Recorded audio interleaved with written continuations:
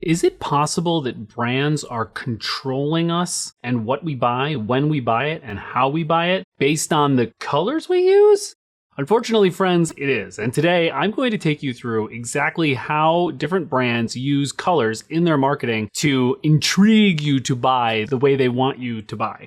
For a couple of reasons. One, so that you're a more informed consumer and can see through the bullshit of these colors.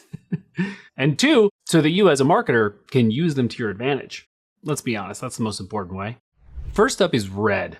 Brands use red to command attention, making it effective for call to action buttons, and it also stimulates appetite. So this is why you see like McDonald's, Burger King, Wendy's, like notice lots of red happening there, lots of red happening.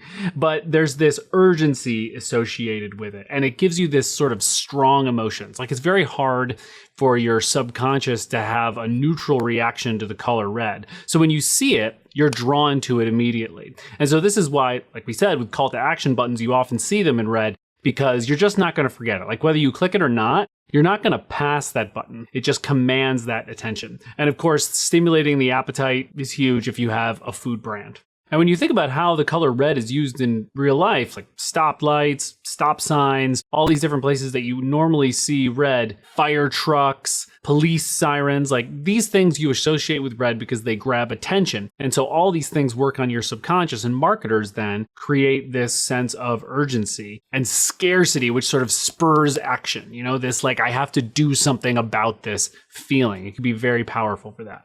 Let's go to blue. Blue is all about trust, security, and stability. So this is why you see a lot of healthcare companies using blue on their website and blue in their logos. Think about Blue Cross Blue Shield, for example. You see a lot of this type of stuff, and it gives you this calming sense that they are royal and they've got everything sort of figured out. You see banks and technology companies do this a lot as well. I mean, just think about it. Banks, insurance. When you're putting your life in the hands of somebody else, then you feel this pull for trust. And so brands are really using that. So it's really helpful if you're a brand who trust is paramount in your marketing. Are you using blue? Because it can really subconsciously make people feel secure. Yellow is a tough one because it's really vibrant. I think what's really interesting about yellow is it's the most fatiguing color to the eye. You can't look at it for too long without feeling a little, but it also is very, very good, almost as good as red at drawing attention. And so that's important. It's another one of these colors that you don't really feel neutral about, right? Like you either want to look at it or you don't want to look at it, but either way, you can't look away. But it is more fatiguing than red. But unlike red, it gives you that fun and friendly vibe. Interesting. Look at like McDonald's, who mainly uses yellow and red in their logo and marketing and branding, makes you feel that sort of fun factor. Like I'm going to have fun here and I can't deny it, right? Like the red gets your attention and the yellow sort of makes you feel like it's going to be an enjoyable, fun time. It's so interesting to look into the psychology of these things. Green is an interesting one because I've heard conflicting things about green. I think also since it's based on cultural, psychological things, it's changed over time. Now, green really associated with nature, health, and tranquility. And so you're going to see green used a lot with those things because it just sort of creates that calming effect. It sort of emphasizes, sustainability. It emphasizes natural health and naturalness in general. But classically, though, green has also been very much associated with creativity, so that's also a piece of it. So green's a really good way to go. It's my personal favorite color. And I often use it a lot myself when I'm branding around creativity rather than just like natural and sustainability. But I think now where we're at in society and culture, it's that calming, soothing nature effect really that mostly people get from green these days in their subconscious. Orange is another one that's an attention getter, right? And it has a little bit more of a creative vibe to it in marketing than you would see with red or yellow. It feels sort of playful and creative and a little bit smart. And it's not as grating to the eye as yellow might be over time, but it's really, really good at catching attention.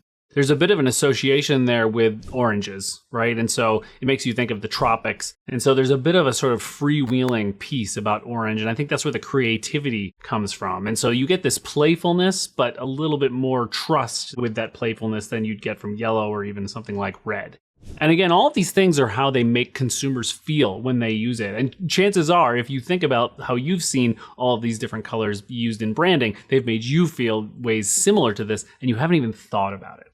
Purple is obviously associated with regality. It has a long history with that. And so subconsciously, when we think about purple, we do think about luxury, extravagance, wisdom, dignity, independence, like all of these things that create this sense of elevatedness. You know, I think these days, black and white often has taken over a lot of that, but that's sort of like a minimalist version of it, right? Sort of like a modern minimalist version of it. Whereas for thousands of years, purple has been sort of this color of regalness. And so often brands use that when they're marketing luxury products, and especially with beauty and anti-aging products, because it just conveys that sort of premiumness, that elevated piece of all of this. And it almost has a bit of a cousin with green, right? Because it has that calming sort of effect, especially with the lavender purples. And you sort of associate that high luxury of like the deep purples with the more calming version of like the pastel-y type purples.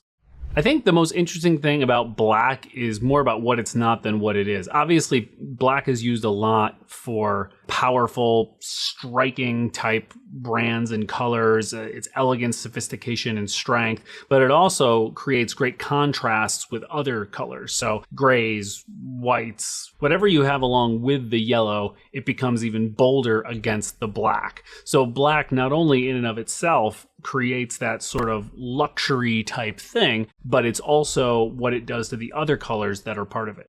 And it's no surprise that white comes in all about this sort of cleanliness, this purity, and this safety. It can also mean like a fresh start, if that makes sense.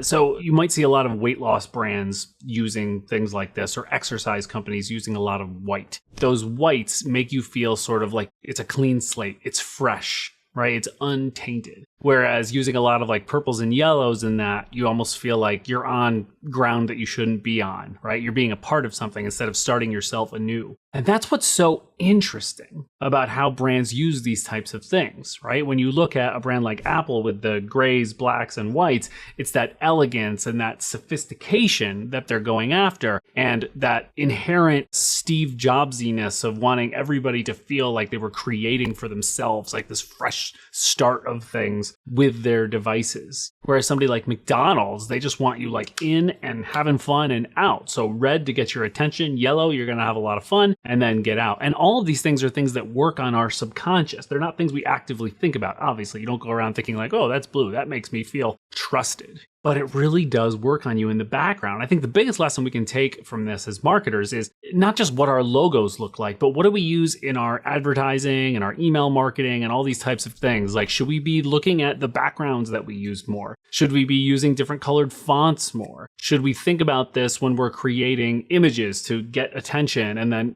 give a certain vibe to people when we want them to convert in a certain way? These things matter, and they are deep psychological triggers that really any brand can tap into. So I really hope that you got some value from this video and that you can start using this for yourself. And hey, like and subscribe always helps. All right, see ya.